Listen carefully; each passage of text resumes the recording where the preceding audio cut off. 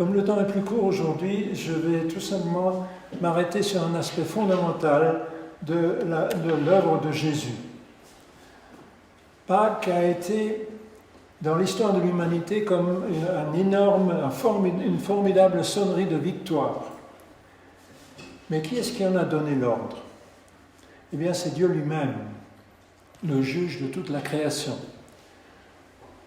Que proclame-t-elle? Eh bien, elle proclame que nous, les hommes, nous sommes déclarés justes devant lui par le Saint-Esprit. Et c'est là-dessus que je voudrais m'arrêter. Qui a réalisé cela? C'est Jésus, le Fils de Dieu, crucifié, ressuscité, Jésus, le roi de l'univers. Et qui en bénéficiera? N'importe qui, s'il a l'humilité, l'honnêteté de se déclarer pécheur, et s'il fait réellement confiance en ce Jésus, que Jésus a ainsi payé sa dette devant Dieu. Je voudrais vous lire quelques versets que vous connaissez bien dans Romains. D'abord Romains 3, 21 à 22.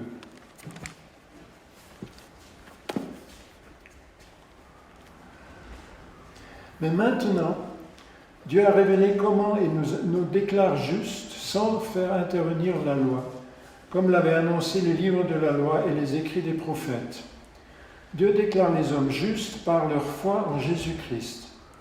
Et cela s'applique à tous ceux qui croient, car il n'y a pas de différence. Et ensuite, je vais sauter au chapitre 8 et lire là les versets 10 à 17. 8. Or, si le Christ est en vous, votre corps reste mortel à cause du péché, mais l'Esprit est source de vie parce que vous avez été déclarés justes.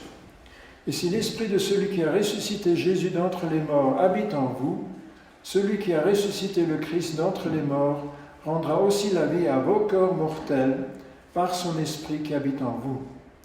Ainsi donc, frères, si nous avons des obligations, ce n'est pas envers l'homme livré à lui-même pour vivre à sa manière. Car si vous vivez à la manière de l'homme, livré à lui-même, vous allez mourir. Mais si par l'Esprit vous faites mourir les actes mauvais que vous accomplissiez dans votre corps, vous vivrez. Car ceux qui sont conduits par l'Esprit de Dieu sont fils de Dieu. En effet, vous n'avez pas reçu un esprit qui fait de vous des esclaves. La version seconde parle d'esprit de servitude, mais qui vous ramène à la crainte. Non, vous avez reçu l'esprit qui fait de vous des fils d'adoption, adoptifs de Dieu. Car c'est par cet esprit que nous crions Abba, c'est-à-dire Père. L'Esprit Saint lui-même est notre esprit en témoignant ensemble que nous sommes enfants de Dieu. Et puisque nous sommes enfants, nous sommes aussi héritiers. Héritiers de Dieu et donc co-héritiers du Christ, puisque nous souffrons avec lui pour avoir part à sa gloire. Nous sommes déclarés justes. C'est le résultat d'une action sensationnelle que le Seigneur a accomplie. Si je me suis repenti de mes péchés, et quand j'ai pris cette position-là, quand je lui ai demandé pardon pour ma nature, pas seulement certains actes, mais toute ma nature pécheresse, il a fait cet acte magnifique, d'abord d'ôter mes péchés, de couvrir cette culpabilité, et il m'a revêtu de la parfaite justice de son Fils, de Jésus qui est mort à la croix, et il me voit ainsi couvert. Désormais, il me voit toujours ainsi couvert. Et comme Jésus est juste, eh bien, il est juste pour Dieu, donc Dieu me voit couvert de cette justice, et je suis donc aussi juste, par procuration, on pourrait dire en quelque sorte, et il me déclare juste en réponse à la confiance que j'ai en ce qu'il dit et en ce qu'il fait. Et c'est la fin des obligations, verset 12, dans le chapitre 8. Ainsi donc, mes frères, si nous avons des obligations, ce n'est pas envers l'homme livré à lui-même. La fin des obligations, c'est-à-dire les actes inspirés par la loi, ou peut-être simplement par une conception humaine de la vie religieuse. C'est souvent de là que viennent les obligations. Ce que certains appellent des devoirs religieux et qui s'accompagnent de peur. Peur de ne pas avoir fait ce qu'il fallait, de ne pas avoir fait assez, de ne pas les avoir fait assez vite, ni assez bien. Paul rejette tout cela. Lisez la lettre aux Galates, vous verrez combien il s'élève contre cette conception des choses. Parce que cela n'a aucune valeur et aucun avenir. C'est ce qu'il dit, cela conduit à la mort. Et le péché, comme c'est pécheur, eh bien ça ne conduit qu'à la mort. En effet, l'inspiration de ces actes, c'était une mentalité charnelle. C'est-à-dire de bonnes intentions, certes, mais qui sont conçues par un esprit pécheur, et le résultat du péché conduit toujours à nouveau à la mort et pas à la vie. Rappelez-vous ce que nous avons trouvé dans Romains 3, mais maintenant. Cette expression magnifique qui revient plusieurs fois sous la plume de Paul et qui toujours apporte un changement complètement nouveau. Il y a eu ce qui était le passé, mais maintenant.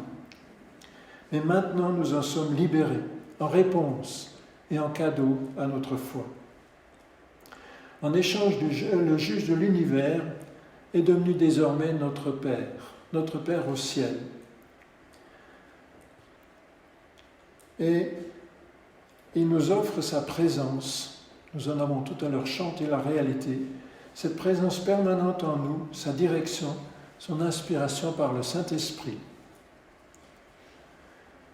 Une présence qui fait qu'on ne peut plus parler d'obligation. Mon comportement, certes, est le même, mais, disons, il reste le même, ou il a l'air d'être le même, mais le comportement envers le Seigneur, c'est celui que j'ai envers toutes les personnes que j'aime, envers mon épouse, envers mes amis, et c'est tout à fait nouveau. Il n'y a pas d'obligation là-dedans. C'est aussi mon comportement envers le Père Céleste, envers son Fils Jésus, mon Sauveur, qui est devenu mon frère. C'est difficile à concevoir, c'est difficile à imaginer que le Créateur de l'univers soit simplement mon frère. Simplement, c'est pas juste, non. Soit cette magnifique réalité d'être mon frère. Et donc, comme le dit Paul, même je deviens son co-héritier. Co-héritier de toutes choses. En Christ, il a déversé sur tous ceux qui sont liés par la foi en lui une foule de bénédictions. Et si vous voulez en refaire le compte, eh bien lisez Éphésiens 1 et 2. Pour moi, dans ces deux chapitres, ce qui m'impressionne le plus, c'est ce verset 7. Par notre union avec Jésus-Christ, Dieu nous a ressuscités ensemble et nous a fait siéger ensemble dans le monde céleste. Vous avez là un siège en bois et en métal, mais vous en avez un autre, vous n'imaginez pas combien il peut être beau, et vous l'occupez déjà, et vous l'occuperez toute l'éternité. Voilà un de ces magnifiques cadeaux que le Seigneur fait en réponse à notre confiance. Et dans un tel environnement, comment est-ce qu'on peut encore parler d'obligations, de devoirs religieux, de choses qu'il faut faire, dont il faut faire le compte, et puis quand on a l'impression que le compte y est, on est tout content. Ça se passe uniquement là-dedans. Et il n'y a pas de vraie relation avec le Seigneur. Et ainsi, vous voyez peut-être mieux cette différence que Paul fait dans le chapitre 8 entre un esprit d'adoption, de fils adopté, et un esprit d'esclave. Mais cette liberté toute nouvelle est aussi quelque chose de menacé. Un cadeau précieux, certes, mais une plante fragile qu'il s'agit de protéger contre beaucoup d'agressions. Notre statut de chrétien nous place sous l'autorité, la dépendance directe du maître de toutes choses, du maître de toute autorité, du maître de l'univers. Et ça, c'est une situation absolument privilégiée. Nous sommes sous le maître de celui qui est le maître de toute autorité politique, de toute autorité religieuse ou de toute autorité personnelle. de tout autocratisme. Et le chrétien a cette particularité de savoir et de se réjouir de savoir qu'au-dessus de toute autorité, il y en a encore une autorité suprême à laquelle toutes les autres doivent un jour rendre des comptes. Qu'elles le croient, qu'elles le comprennent ou qu'elles s'en moquent, ça ne change absolument rien. Trouvez ça dans Colossiens 4, verset 1. Or, il arrive aussi, malheureusement, que de plus en plus, ces autorités humaines exigent ce à quoi elles n'ont pas droit. Une obéissance totale, une soumission absolue. Tais-toi et fais ce que je te dis. Moi, je sais ce qui est bien et je pense pour toi. En gros. Cela se traduit par des lois, des exigences intrusives, abusives, destructrices de la liberté individuelle, de la liberté chrétienne. Le chrétien se trouve ainsi placé devant un choix qui n'est pas un choix pour lui, ce n'est pas possible de choisir tel qu'on voudrait nous l'imposer, Dieu ou l'autorité humaine. Et c'est ce qui fait que l'obéissance devient extrêmement difficile et produit de plus en plus de persécutions. Et il faut toujours à nouveau, chaque jour, penser à nos frères et sœurs qui souffrent simplement parce qu'ils sont nos frères et sœurs. Et ils n'ont rien fait de mal. Ça, c'est un ennemi de cette liberté. Mais il y en a un autre qui est la personne elle-même. Et cet ennemi, je l'ai dans ma chemise. Avec son pardon et la vie nouvelle qu'il y rattache, Dieu nous ouvre une relation d'amitié fidèle. Et combien fidèle, une amitié suivie, sous sa direction. Et cela entraîne toutes sortes d'expériences nouvelles, souvent inattendues, surprenantes et tellement gratifiantes. Et puis quand, à la fin d'une semaine, on regarde en arrière pour faire le compte de tout ce qui s'y est passé et de toutes les interventions évidentes du Seigneur, on ne peut qu'être surpris. Mais parfois aussi, il ne se passe pas grand-chose, alors qu'on a peut-être prié pour un sujet précis. Et puis, cette question, ce problème persiste. Et il faut parfois attendre longtemps, en tout cas attendre plus que ce qu'on croyait devoir attendre. Ou alors, il ne se passe rien du tout. Et en tout cas, Dieu est en train d'éduquer ma patience. Il se passe cela. Et je ne mesure pas toujours en fait que c'est cela que Dieu a en vue. Dans notre culture du tout de suite et du refus de l'imprévu, l'imprévisible, l'inattendu, l'improvisation gêne, l'improvisation déstabilise.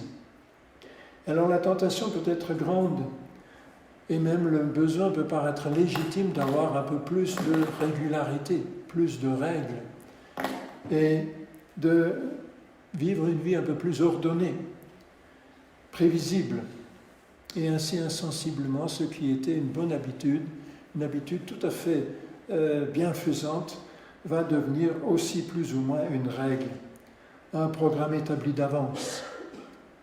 Et ces règles, au moins on en a le contrôle, et on sait comment les choses vont se passer. C'est moi qui ai le contrôle, et ce n'est plus Dieu qui a le contrôle. Et peut-être même, sans se l'avouer, on n'a plus tellement besoin que Dieu ait le contrôle. Et ces règles alors suppléent à la diversité riche de surprises qui exigent à l'occasion aussi pas mal de foi et qui exigent aussi d'attendre quelque temps. Dès lors, c'est en respectant ces règles qu'on espère plaire à Dieu comme le faisaient les Galates. Et nous voilà retombés dans les devoirs religieux que j'évoquais tout à l'heure. Alors en conclusion, outre le salut, la liberté que Christ nous a conquise à la croix est un magnifique cadeau. Il faut savoir vraiment l'apprécier et toujours le remettre au centre de notre vie. Mais c'est aussi la cible prioritaire du diable. Et c'est ce que d'autres personnes autour de nous parfois ont du mal d'accepter. Est-ce qu'on peut être normal sans faire comme tout le monde? Ou du moins sans faire ce que tout le monde pense qu'il est nécessaire de faire? Sachons apprécier ce précieux cadeau Aidons-nous les uns les autres à les vivre pleinement, mais en laissant chacun y exprimer toute sa personnalité. Je vous invite à prier.